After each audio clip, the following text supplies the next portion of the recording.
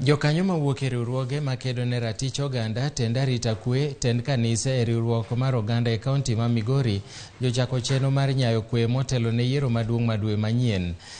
Kane giwuoyo e romo manobagi koda riwruok mong'ere kaka Panel of Eminent Persons, jokanyogo nochiwore mar geng'o tulo e kindeni. Jakom mar riwruogno Paul Omolo okwayo IEBC mondo ota yiero mabiro e yo mahuyanga, ka wachni nosir kod jokanyo mamoko ka giwacho ni yiero ok onego pog oganda. Tend obila bende nosingo ni gibiro timo duto manyalore mar rido kwe e kinde kendo tok yiero.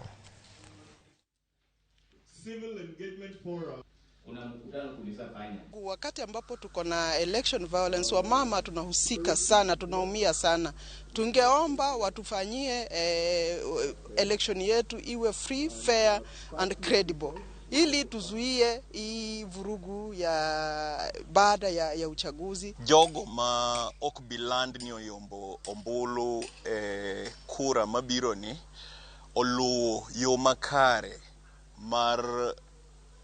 makare e court mondo court owachnegi kaka ginyalo dhi, other than mondo gimi yudhewa go koko. Kanisa wasebedo kod romo mopogore opogore gi stakeholders me county ka, waseluongo jodongo motelo ne anyu ogendini magwa, mag jokuria, mag joluo, mag jo Kisii, mag Suba, kata nyaka mag jo Kuria.